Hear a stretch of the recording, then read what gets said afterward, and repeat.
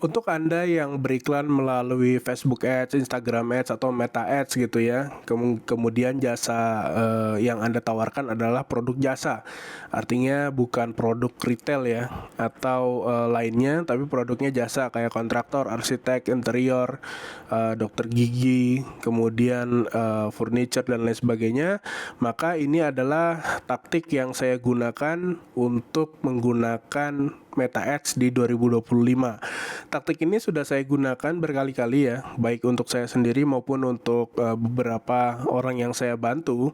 Nah, kemudian juga saya karena ikut banyak kelas, jadi banyak diskusi di sana. Ternyata ini adalah metode yang paling cocok di 2025, dan juga ini adalah metode yang menurut saya paling masuk akal untuk caranya beriklan. Ya, karena saya juga belajar psikologi tentang iklan sedikit, maka ini adalah metode yang paling cocok menurut saya, paling masuk akal. Oh ya, ternyata iklan itu ya benernya kayak gini gitu kan. Nah, Anda kan pasti kalau pengusaha jasa ya, atau pengusaha apapun lah, pasti kan Anda pengen punya iklan yang efektif ya. Dalam arti dengan modal sedikit-dikitnya mendapatkan klien sebanyak-banyaknya dan sebesar-besarnya gitu kan. Nah, tapi mungkin Anda juga ngiklannya baru sendiri gitu. Baru sendiri artinya belum menggunakan jasa agency, sehingga Anda banyak gagalnya, nggak tahu di mana salahnya ya kan, apakah di kontennya, apakah di targetingnya, apakah di budgetnya, apakah di strateginya dan lain sebagainya. Karena di dalam Facebook itu atau di dalam Meta Ads sendiri banyak banget hal-hal yang could go wrong gitu ya. Banyak yang kalau salah ya akhirnya efeknya jelek dan lain sebagainya. Dan kita kalau nggak tahu cara bacanya, ya kita nggak tahu salahnya di mana gitu kan. Selama ini kan pasti mungkin Anda kalau belajar tentang Facebook Ads gitu, pasti kan taunya parameter-parameter umumnya ya, CTR, CPC, CPM, ya kan, dan lain sebagainya ya. Nah, mungkin Anda juga mikir gitu, jangan-jangan Facebook Ads ini punya strategi ajaib ya kan. Kebanyakan yang ngobrol sama saya nanya, Mas, di Facebook Ads itu atau di Meta Ads itu ada nggak sih ini ajaibnya, targeting ajaib, yang mana dengan targeting ini, demografi ini bisa untung yang besar gitu kan, nggak boncos. Ya sebetulnya nggak ada gitu kan. Gitu. Nah, jadi ya nggak ada sebetulnya gitu. Yang penting adalah semua tentang strategi. Nah, kebanyakan orang kesalahannya di Meta Ads ini adalah menganggap iklan ini adalah segalanya. Padahal iklan itu hanya mencari traffic ya. Anda harus tahu funnel Anda gimana, Anda tahu proses sales Anda gimana, Anda harus tahu psikologi sales customer Anda tuh gimana, bagaimana cara dia memutuskan untuk membeli barang Anda, ya kan? Kalau Anda jualan kacang mete dibanding dengan Anda jualan mobil, pasti kan decisionnya beda caranya kan? Anda jual rumah dengan Anda jual jasa konstruksi itu juga beda psikologinya. Jadi Anda harus tahu seperti apa yang cocok untuk bisnis Anda, nggak cuma iklan. Nah, tapi di video ini kita akan fokus tentang bagaimana caranya kita membuat Facebook Ads ini, strateginya gimana yang paling menurut saya paling cocok lah gitu. Paling cocok untuk saya dan juga saya udah terapin gitu ya. Nah, jadi dulu tuh saya juga mungkin sama kayak Anda ya, banyak banget ikut course-course Facebook Ads di Indonesia maupun kalau di luar negeri nggak ikut course sih, tapi banyak ngikutin YouTube-nya misalnya kan. Ada yang Zan Abdullah, ada yang dulu sama Kodeni Santoso, siapa tuh namanya, Albert Leonardo. Kemudian saya ikut yang Instagram Ads Nico Julius gitu kan, dan beberapa lagi gitu, saya sampai lupa. Itu kebanyakan belajarnya detail-detail banget kan, bagaimana how to operate Facebook Ads gitu. Ngeklik ini jadinya apa, ngeklik ini jadinya apa, ngeklik ini jadinya apa. Jadi kebanyakan Facebook Ads tuh belajarnya kayak gitu kalau yang ada di course-course. Jadi ya sebetulnya isi kelas tuh sama aja, hampir sama semua ya, kecuali mungkin yang kelas high levelnya saya belum pernah ikut sih. Nah gitu, jadi itu. Jadi makanya di dalam mindset kita adalah Facebook Ads itu atau Meta Ads itu ada tombol ajaib yang kalau kita crack dia akan membuat kita sukses gitu. Karena kenapa? Karena dari awal kita belajarnya teknis banget, ya. Di campaign apa yang dipencet, di ad set berapa budget yang optimal, harus yang 7 hari apa 1 hari, targetingnya gimana, define further, exclude, pakai geografi, demografi. Nah kita pusing kan tuh, makanya kita dalam otak kita tuh mindsetnya ada tombol khusus. Kalau kita berhasil nge-crack itu, kita akan sukses selamanya gitu ya. Gitu. Jadi itu yang dulu saya pelajari sampai saya belajar sebuah buku namanya Traffic Secret. Traffic Secret ini ditulis oleh yang namanya Russell Brunson. Russell Brunson ini adalah pendiri ClickFunnels. ClickFunnels ini adalah website builder ya, membuat website untuk bikin funnel sales, buat website yang khusus untuk penjualan ya. Mungkin kita akan bahas tentang funnel kapan-kapan, atau kalau Anda sudah tahu bisa komen di bawah funnel itu apa gitu ya. Nah, jadi di Traffic Secret ini dia mengajarkan bahwa ada yang namanya 4 stage di dalam orang itu, dari mulai punya masalah sampai akhirnya dia membeli. Jadi tahap pertama adalah dia punya masalah, tahap kedua itu dia harus diyakinkan bahwa dia mau ikut perjalanan kita. Kan dia pertama punya masalah nih, kemudian kita punya solusinya. Nah di tahap kedua ini kita meyakinkan dia bahwa solusi kita adalah yang paling tepat. Yang keempat adalah istilahnya bagaimana kita bisa menyelesaikan masalah dia. Jadi ini udah proses pembelian. Yang keempat adalah hasilnya. Nah, di dalam iklan itu hanya meng-highlight masalah ya.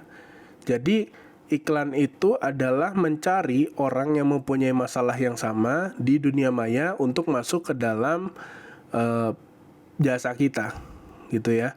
Jadi akar dari iklan itu adalah sebetulnya penyebutan problem. Maksudnya gimana? Nanti kita belajar pelan-pelan ya.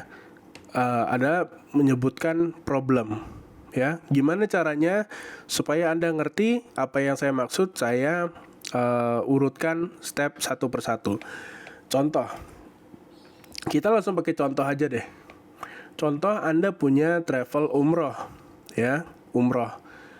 Kalau Anda lihat, Anda kan biasanya taunya umroh ya umroh gitu ya. Tour and travel umroh, ya udah tour and travel umroh aja. Padahal kalau Anda lihat permasalahan di dalam umroh, kenapa akhirnya orang pakai jasa umroh gitu kan? Itu ada banyak gitu. Contoh, umroh itu ada yang namanya sekarang umroh slow living, slow umroh. Slow umroh itu akar masalahnya apa sih? Akar masalahnya adalah orang yang mungkin udah keseringan umroh, atau orang yang sebetulnya nggak mau jalan-jalan, dia pengen banyak ibadah di Masjidil Haram, di Masjidil Nabawi, tanpa kebanyakan program jalan-jalan. Makanya dia ketika ada solusi slow umroh, dia kemakan gitu, dia makan. Karena masalah dia adalah dia nggak mau banyak jalan-jalan, solusinya adalah slow umroh. Ada juga sekarang kalau kalian tahu channel Kasih Solusi ya, itu channel Kasih Solusi itu umroh milenial gitu ya, kayak umroh anak muda. Makanya umroh plus jalan-jalan ke Al-Ula. Al-Ula ini kan tempatnya ini ya, tempat-tempat anak muda gitu ya, kayak Instagramable gitu. Kemudian ada umroh honeymoon. Honeymoon ini bisa turnya juga di situ, bisa juga kemana gitu kan. Ada umroh plus Turki ya, habis umroh keliling Turki. Ada umroh plus Dubai, ada umroh plus apa. Jadi sebetulnya umroh itu banyak. Itu baru dari kemauan customer. Itu kan kemauan ya, customer maunya tadi dia pengennya slow umroh, dia nggak mau banyak jalan-jalan. Atau ada customer yang malah pengen jalan-jalannya banyak, ya kan. Tapi ada juga yang berdasarkan dari problem. Contohnya apa? Pembayaran. Kan ada juga tuh umroh sekarang, nggak tahu tapi skema apa enggak ya, umroh yang cuman bayar 5 juta, sisanya pas pulang. Jadi umroh ngutang gitu ya. Ya bahasanya kayak gitulah. Kemudian ada juga umroh, contohnya orang-orang Sulawesi males kalau ke Jakarta dulu misalnya. Ini ada umroh direct dari Sulawesi. Jadi ya itu khusus problem orang-orang Sulawesi misalnya. Atau apa problem-problem umroh gitu kan. Umroh plus